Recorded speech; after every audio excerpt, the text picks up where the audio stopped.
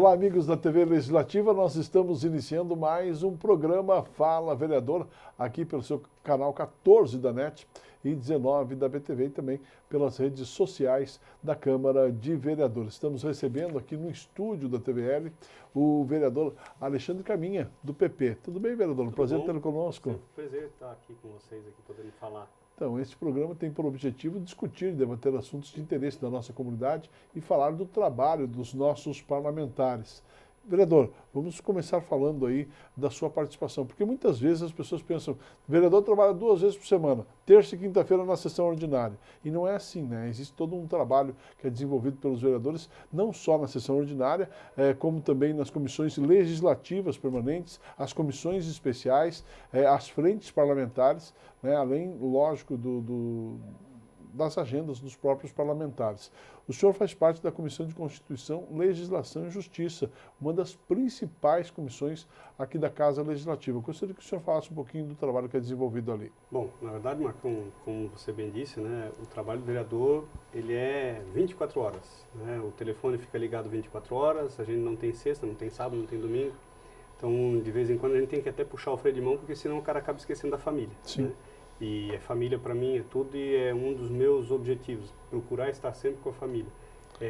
A gente tem trabalhado intensamente, até inclusive na questão da CCJ, por eu ser advogado, já fazia parte, né? No primeiro ano eu não consegui estar presente na CCJ, mas logo em seguida, quando teve uma mudança de partido, a gente conseguiu fazer parte da CCJ.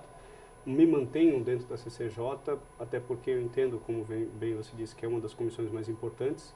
E a gente trabalha muito, né, a questão tanto da legalidade quanto da questão política.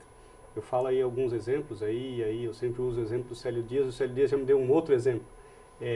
O Célio Dias trouxe um projeto polêmico uma vez para a Casa Legislativa, quando ele trata, né, da proibição de animais em circo, que era um projeto que foi tratado inconstitucional, né, ele conseguiu fazer com que a CCJ entendesse a intenção do projeto, que é uma intenção política, uma intenção de educação. E, resumindo a história, hoje é um projeto que ele passou em Blumenau e é exemplo no Brasil afora. O Célio Dias, falava do exemplo, né, do cinto de segurança, que naquela época era então o vereador Décio Lima, que ele, aqui na cidade de Blumenau, foi a primeira cidade a exigir, através de uma lei municipal, a obrigatoriedade do cinto. E aqui nós demos exemplo. Então, às vezes, né, a questão da CCJ, ela não pode ser 100%, né, para a legalidade, 100% para a questão política. A gente precisa fazer esse contrapeso. E, em cima disso, a gente tem feito aqui alguns trabalhos, né, com hoje, a presidência do vereador Jovino, a relatoria é do vereador Jens Mantel, também tem como membros o vereador Silvio Zimmermann e eu também, e o vereador Ito. Então, a gente tem procurado trabalhar um pouco isso, a questão política e também a questão legal. O senhor faz parte também de uma outra comissão, também importante desta casa, que é a Comissão de Transportes, vereador. E o senhor também está fazendo um pedido ao Executivo, já falando em transporte, sobre o transporte público, né? O senhor tem pedido aí a volta, no tempo do consórcio SIGA era o vermelhinho, né? Está pedindo a volta aí de um transporte alternativo aí para a nossa comunidade, coletivo alternativo. Né? Gostaria que o senhor falasse um pouquinho sobre isso. Eu sou o relator, né, da comissão que trata, né, sobre o transporte e é uma comissão que a gente faz ali todos os nossos encaminhamentos. E eu, como vocês têm notado, eu trabalho muito essa questão da mobilidade, eu faço uso da bicicleta elétrica, na parte da manhã sempre estou utilizando a bicicleta elétrica, na parte da tarde, como eu tenho a prerrogativa de levar o meu filho à escola até para ter esse vínculo, não consegui ainda uma bicicleta que fosse confortável e que fosse segura para conseguir levá-lo. Então, assim, a gente tenta buscar alternativas para a mobilidade. E essa questão do vermelhinho, que depois ele virou o verdinho, e que hoje ele amarelou e estragou, porque não existe mais, né? Era uma possibilidade de você, não usuário do transporte coletivo, utilizar um serviço com uma qualidade diferenciada. E aqui eu quero deixar bem claro que eu não sou contra, eu sempre defendi o ar-condicionado no transporte hoje, o atual. Porque você precisa estimular as pessoas a utilizarem o transporte. Aqueles que não utilizam. Os que utilizam, eles têm as suas prioridades. Né? Eles pediram USB, pediram, né, a internet e o Wi-Fi. O Wi-Fi não funciona. O USB acabou sendo estragado pela grande maioria dos vândalos, que infelizmente, né, a gente tem muito vândalo e essa pessoa precisa ser penalizada. E a gente precisa o quê? Mudar um pouco esse aspecto. Nós precisamos fazer com que as pessoas que não utilizem o transporte coletivo voltem a utilizar o transporte coletivo. E para isso a gente precisa ter qualidade no assento, a gente precisa ter um ar-condicionado, a gente precisa estar sentado, não em pé, entulhado, né? Então tudo isso a gente precisa trabalhar. E a questão da mobilidade, quando a gente fala da mobilidade, é dar alternativas de transportes alternativos. Por que não termos mais ciclovias? Por que não termos, né, as calçadas compartilhadas para o uso das bicicletas elétricas, para o uso, né, dos patinetes elétricos, que é a tendência mundial? Sim. E é claro, tudo dentro da responsabilidade, dentro da possibilidade, porque aqui na área central faz-se tudo. Eu particularmente levo 6 minutos daqui até o executivo, até a prefeitura. E eu levo 6 minutos, entro lá dentro do gabinete, porque minha bicicleta é uma bicicleta pequena, eu entro com ela dentro do elevador. Alguns até reclamam, poxa, mas ela é uma bicicleta pequena, compacta, você precisa estimular isso de alguma forma. Eu participei recentemente, né, de uma palestra que teve, né, na Anvi, que era uma palestra com inclusive representante do Ministério, antigo Ministério das Cidades, que ele falava que existe a possibilidade de sim trazer dinheiro do governo federal, que é uma palestra sobre mobilidade urbana. Só que o que acontece é que os projetos não chegam bem elaborados. E em cima disso eu tenho trabalhado muito aqui com o município. Nós precisamos ter alternativas reais para a nossa mobilidade. O trânsito da cidade de Blumenau é um trânsito caótico. Infelizmente, né, a gente não tem muitas alternativas de novas vias. E o que a gente precisa é o quê? Ou a gente vai fazer túnel, furar, né, os morros, e aí eu questiono muito a questão da ligação Velha Garcia. Se não tem como fazer pelo sistema antigo, que a gente faça então pelo menos um projeto bem elaborado. É caro, se tiver projeto elaborado, Brasília tem dinheiro para trazer. Então o que a gente precisa é ter projeto elaborado, tanto do túnel da ligação Velha Garcia, que é uma briga que vai ser constante, porque nós precisamos desafogar o trânsito do centro, e no centro, né, a questão dos elevados. Poxa, nós não temos elevados nenhum na região central da cidade. Se nós tivéssemos aí, eu fiz inclusive uma explanação um dia de sessão, se nós tivéssemos elevado ali na Alameda, com a rua 7, certamente nós daríamos fluidez ao trânsito. Aqui também, no terminal, se nós tivéssemos os elevados. Então, assim, exemplos, eu posso citar Fortaleza, é um exemplo. Fortaleza é uma cidade que ela tinha um trânsito muito caótico. A partir da hora que instalou-se, né, os elevados, você tirou esse problema do trânsito da cidade na área central. Então a gente precisa pensar mais além, não é pensar no dia de amanhã, não é uma ponte só que vai resolver a cidade, são várias pontes que vão resolver o problema da cidade de Blumenau, e para isso tudo a gente precisa começar a trabalhar a mobilidade como um todo. Mobilidade não se pensa no dia de hoje, mobilidade urbana tem que se pensar daqui a 30 anos. Portugal, por exemplo, Marcão, Portugal, e aí estava um palestrante que é PhD em mobilidade, né? Ele falava, Portugal chegou a incentivar o uso do ônibus no seguinte modo. Ele falou que eles fizeram um estudo que era muito mais barato você se reunir em 4 pessoas em um carro e não pagar o transporte coletivo. Uma família, pai, mãe, né, e mais 3 filhos.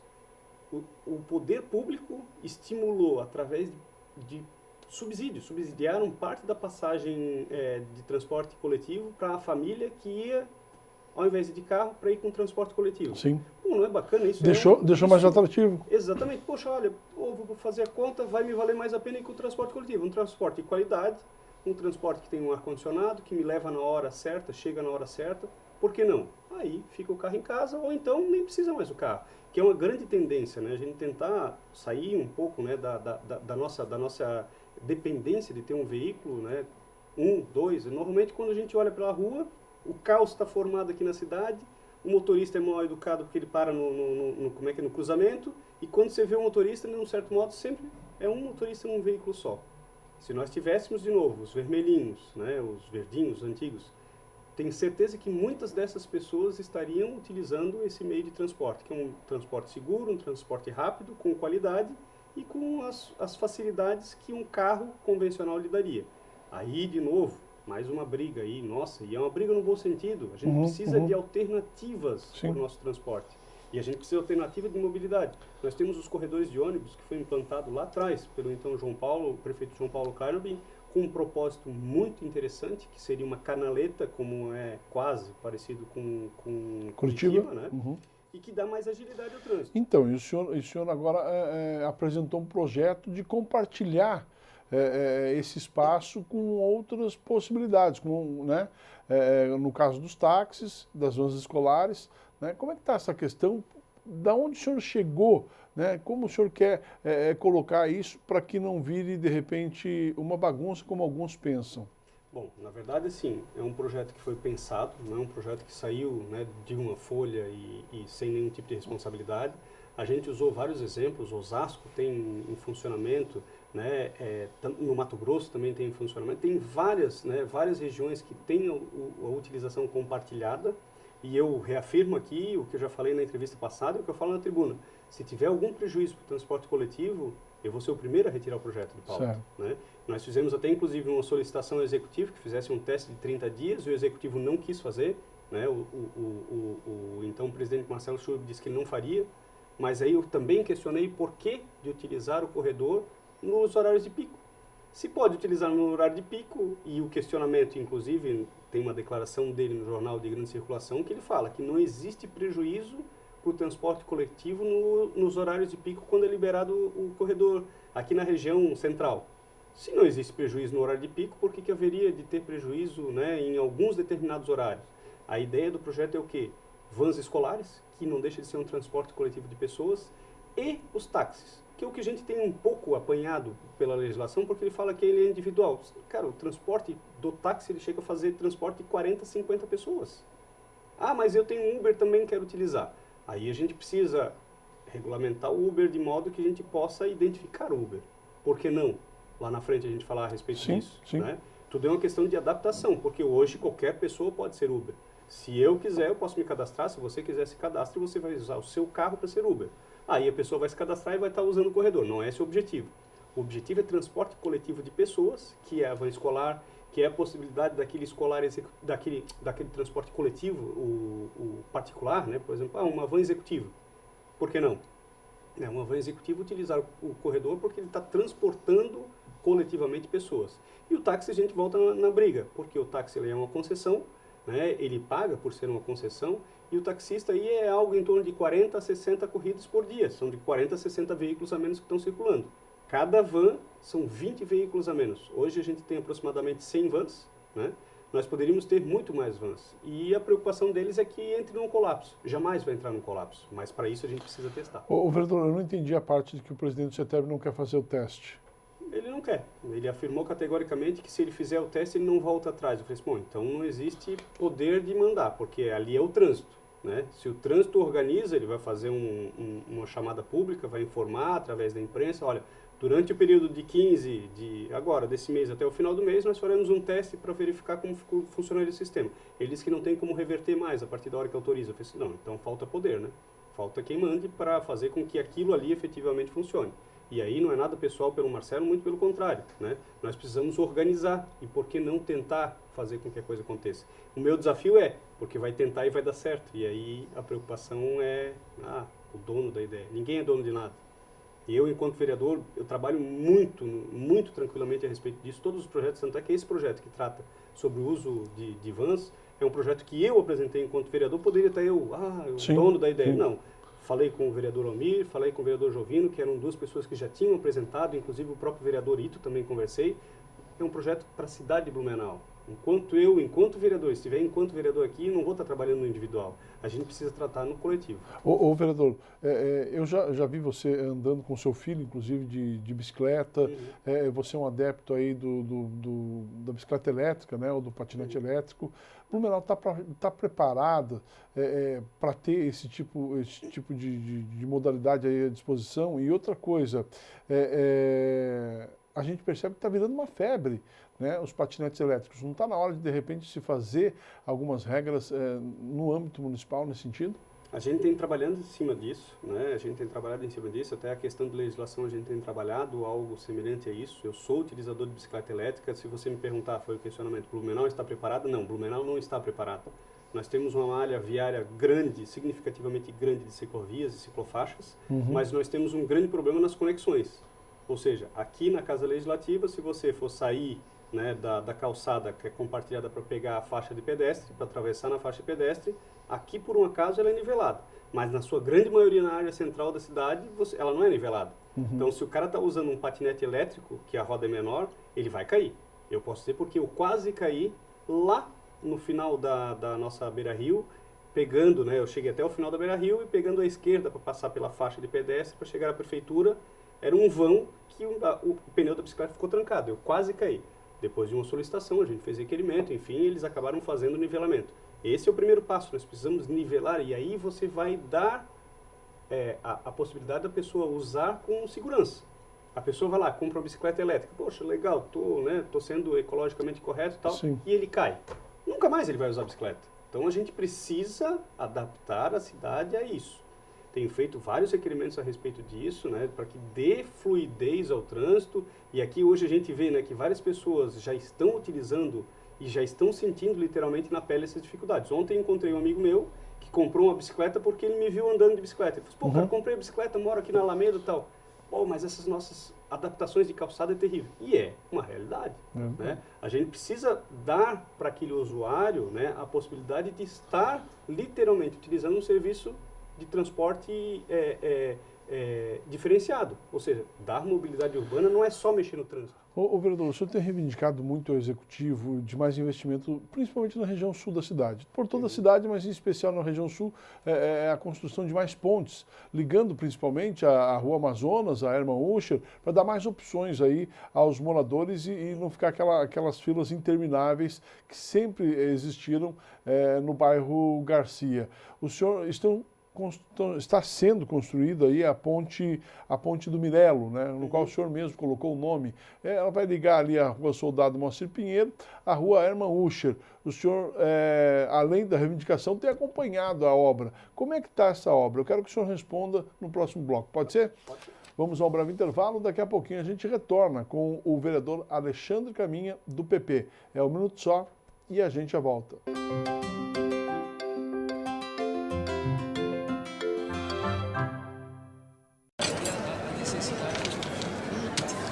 Hoje pode deixar que a conta é minha. Tá, mas você não vai dar nenhuma conferida?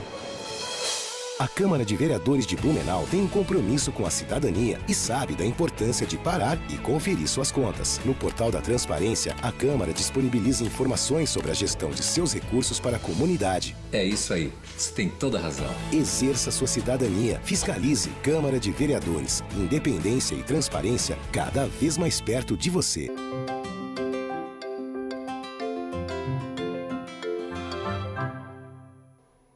Nós estamos de volta no programa Fala Vereador, hoje recebendo aqui nos estúdios, com muito prazer, o vereador Alexandre Caminha. Vereador, a ponte do Mirelo vai ligar a Soldado Moacir Pinheiro, para quem não sabe, na verdade é a Rua Maria Cavilha, a gente fala Soldado Moacir Pinheiro, porque é a mais conhecida, aquela que fica ao lado da Cooper, ali na região do Garcia, para o pessoal se situar. Ali vai ter uma ponte que vai ligar a Rua Hermann Uscher. O senhor fez a reivindicação, já nominou a ponte, já fez uma homenagem ali ao picolezeiro Mirelo, que é uma das grandes figuras do bairro Garcia. E como é que está essa obra? Ela andou parando? Como é que está essa situação? A gente passa lá e vê só tapume velho lá. Bom, na verdade, sim, é uma reivindicação antiga, né? A região sul da cidade precisa ter essas interligações entre a Rua Amazonas e a Hermann Uscher, que é um grande problema. Nós temos só praticamente duas pontes hoje que funcionam. E a ideia é que a gente possa ampliar isso. A ponte da Soldado Moacir Pinheiro, que é, na verdade, a Maria Cavilha, para que todos entendam, e aí já os que criticam, dizendo, pô, como é que o poder público não fez direto pela Soldado Moacir Pinheiro? Seria muito mais fácil? Com certeza absoluta seria muito mais fácil. Mas só de indenização às 4 residências que tem do outro lado da via, gastaria mais que o preço da obra. Então precisou se pegar lá o final do Soldado Moacir Pinheiro, quem conhece a Rua da Cooper, virar à esquerda, que é a Maria Cavilha, e ali sim conseguiu de uma forma mais econômica para o município, porque pagou uma indenização do lado de cá e uma do lado de lá da via, e resolveu-se um problema com um custo um pouco menor. Aí eles questionam, poxa, mas é muito caro. Indenização é indenização. Foi feito um preço, um acordo entre as partes, e ali se acertou um valor para que não tenha um prejuízo tanto para o município quanto para o município. Passando essa fase, aí a gente foi para a questão de iniciar as obras. A obra iniciou no final do ano passado, a previsão era para esse mês agora, para ela finalizar. Infelizmente, durante o final de ano e início do ano, tiveram alguns percalços ali na questão jurídica, uma questão da licitação em si, era o tamanho do vão, da ponte, certo. enfim. que eles acabaram tendo que encurtar. E eu posso dizer que eu acompanho porque eu moro muito próximo, então eu acompanho quase que diariamente. Todo mundo sabe, eu tenho drone, a gente usa o drone justamente no nosso mandato. Recentemente a gente fez aí um comparativo. Nos últimos 3 meses eu posso afirmar, e aí inclusive se vocês quiserem depois usar as imagens, de que a gente teve uma evolução, né? Ela está agora numa fase de fazer na parte do fundamento. O fundamento, tanto de um lado quanto do outro, já está pronto. Então, daqui por diante, a gente começa a visualizar melhor a obra, porque começa a vir, né, os pilares, enfim, né? E é claro, a obra já era para estar pronta agora. Fiz um questionamento executivo de qual o motivo dessa demora, eu ainda não tive resposta, mas o que a gente soube, né, pela conversa que a gente tem com o próprio executivo, diretamente aos secretários, é que teve um problema administrativo no que diz respeito à licitação. Além dessa ponte, nós também teremos outra ponte que fica lá na Copem, e lá é uma outra situação que teve um problema com o próprio Exército, onde o projeto inicial ele acabava pegando, né, uma parte de um terreno do Exército, e não existiu acordo, não conseguiu, né, e aí, me desculpem a quem faz parte do Exército, não é uma crítica a quem faz parte do Exército, e sim a administração, que não é nem de Blumenau o problema veio direto de Brasília. Foi doado, um terreno que foi doado, um município doou ao Exército, e o Exército não quis ceder 20 metros quadrados, 20, nem isso, 5 metros quadrados, vamos botar 20 metros quadrados de área, né, com possibilidade de indenização, algo nesse sentido. Então, teve que modificar o projeto. A ponte que tinha um ângulo, ela teve que modificar o ângulo para não passar na frente do terreno do Exército. É um absurdo isso nos dias de hoje, mas é uma realidade. E por isso aquela ponte lá, que fica lá perto da Copem, da comunidade da Copem, né, perto da Antônio Zendron, ela está mais parada, o projeto. Não teve ainda a evolução. Vai ter que relicitar novamente com um novo ângulo da ponte. Teoricamente vai ficar talvez um pouco mais... Ela fica um pouco mais curta a ponte, talvez seja mais barato, mas a questão da fluidez vai dar um problema, porque a gente termina a ponte num cruzamento, vai ter que virar à direita. Meio ilógico, mas é uma realidade que tentou-se de todas as formas com o Exército resolver e não conseguiu. Digo de novo, não é o 23BI. O 23BI aqui não tem nenhuma culpa no que diz respeito a isso. E em cima disso tem várias outras obras, né, de mobilidade que vão acontecer na região sul. E por que eu falo muito da região sul? Eu sou morador do Garcia e eu sou vereador de toda a cidade. Mas, de novo, aí é uma luta, né, grande, né? Hoje são 15 vereadores para 35 bairros, 15 vereadores para 360 mil habitantes, enquanto Gaspar tem 3 vereadores com 68 mil habitantes. A gente não consegue dar conta da cidade inteira, então a gente acaba, assim, pedindo, né, um pouco de desculpas para o restante da cidade, porque a gente está presente em todos os cantos da cidade, mas não consegue com tanta intensidade. O vereador, o senhor havia feito um pedido à prefeitura para que usasse aí o dinheiro de plástico no pagamento da área azul, né? Os cartões, né, para pagar a área azul, porque a área azul só em dinheiro, né? E o senhor fez esse pedido, já conseguiu ser atendido ou não? Marcão, assim, outra luta antiga, né? Nós precisamos modernizar a área azul. Como pode, né? A cidade de Blumenau, que foi a primeira cidade a desenvolver o sistema de área azul, foi a primeira cidade do estado de Santa Catarina. Olha só. E a gente continua parado no papel. Nós precisamos modernizar. Hoje existem aplicativos que funcionam, existem sistemas, né, inclusive automatizados para fazer a leitura das placas, enfim. E aqui não é retirar as meninas da área azul, é fazer com que essas meninas da área azul possam estar na parte administrativa, fazendo uma parte administrativa, fiscalizando, enfim, né? A gente precisa modernizar a área azul, e um pedido que fiz lá no passado era, eu não conseguia nem pagar, a área azul tinha que ser no dinheiro, além de não ter, né, em toda a área da cidade, né? São áreas específicas, cada vez se diminui mais, e hoje a tendência é tu aumentar a possibilidade. Não tinha nem como pagar com cartão o famoso cartão de crédito, cartão de como é que se diz? De plástico. De plástico, o cartão de plástico, o dinheiro de plástico. Então, assim, hoje já é uma realidade. Fiz um requerimento lá no passado questionando isso, questionando a modernização, e hoje você já consegue pagar no cartão de débito. Ainda não consegue no cartão de crédito, que é uma situação que ainda está em fase de avaliação, mas eu não vou desistir, né? As pessoas, poxa, mas o que adianta? A gente tinha que ter modernização. Precisamos ter a modernização porque hoje é mais cômodo a pessoa não usar a área azul, esperar vir amarelinha, porque você não tem a responsabilidade de botar amarelinha, né? Uma responsabilidade direta. De repente o cara vai lá, faz um serviço rápido, para o carro, voltou, não ganha amarelinha, vai embora. Corre o risco. Ele corre o risco, o município perde dinheiro, porque ele não está arrecadando essas pessoas, e se ele fosse automatizado, todas as pessoas param na sua área, ligam o seu aplicativo, resolve-se o problema tanto para o município e para o munícipe. Isso é um próximo passo. E tem até uma fiscalização mais efetiva. Mais efetiva. E esse é o próximo passo. Eu acredito que em breve a gente vai ter essa modernização também. Para encerrar, vereador, o senhor fez um projeto de lei para tratar aí da responsabilidade do pagamento da fatura de água para as residências alugadas. Gostaria que você explicasse rapidamente. Tem gerado um pouco de polêmica aos que não conseguem ler, né? Infelizmente as pessoas leem só a matéria, né? A cabeça da matéria, e não lê o projeto. E aí alguns falam, pô, quem vai pagar isso vai ser o povo. Não, gente, pelo amor de Deus, eu sou defensor do consumidor, fui diretor do PROCON de Blumenau e essas eram uma das grandes reclamações, né? Onde o proprietário do imóvel é penalizado por algo que ele não utilizou, né? Ou seja, é a lei do paga quem usa, é a lei do paga quem usa, paga quem utiliza. Ou seja, o inquilino, para dar um exemplo, né? O inquilino, o cara alugou uma casa, eu tenho uma casa alugada, eu pago o aluguel da minha casa e eu pago a água que está no meu nome e a luz que está no meu nome. A Celesc, quando eu saio do meu imóvel, a Celesc já me responsabiliza, quem paga tem que ser eu. Sim. E o SAMAI, quem sai do imóvel, ele não precisa pagar a conta, porque existe uma responsabilidade solidária direta ao proprietário do imóvel. É justo você, como proprietário do imóvel, seu Pedro, lá que é o proprietário do imóvel que eu alugo, ele tem que pagar uma conta que eu usei de água? Não existe lógica em lugar algum. Então é um projeto que ele agora já recentemente passou pela CCJ, onde ele retira a responsabilidade desse proprietário e ele dá a responsabilidade de quem utiliza. Se você, inquilino, utilizou a água, você tem que pagar a água. E quem vai pagar essa conta se ele não pagar? Vai pagar o fiador, o proprietário vai buscar através de ação judicial esse pagamento, ou algo assim nesse sentido. O SAMAI vai buscar isso através de ação judicial, ou algo nesse sentido. Agora, o que não pode é responsabilizar o proprietário do imóvel. Por quê? Certo. Rua Amazonas, nós temos um exemplo muito claro lá na Rua Amazonas, enfim, onde ele tem um imóvel grande e tem uma dívida de R$ 1.800 e a empresa saiu de lá, já faz 3 meses, ele não consegue botar o hidrômetro de volta.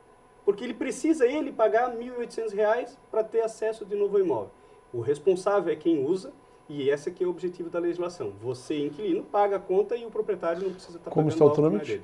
Ele já passou pela CCJ, né? E agora ele provavelmente deve vir para votação na Casa Legislativa. Tá certo. Vereador Caminha, muito obrigado pela sua presença aqui no programa. Espero contar com o senhor em outras oportunidades também. Eu que agradeço, a gente está sempre à disposição, né? E o nosso gabinete também é sempre à disposição da comunidade. Nós somos vereadores dos 35 bairros, não estou vereador só para a região sul de Blumenau, que é a região do Garcia, mas nós estamos aí com o vereador para os 35 bairros. Ok, vereador. Sucesso. Obrigado. Alexandre Caminha, vereador do PP, conversamos com ele no Fala de hoje. Fala que fica por aqui. Obrigado pela sua audiência. Voltaremos na semana que vem com outro parlamentar blumenauense.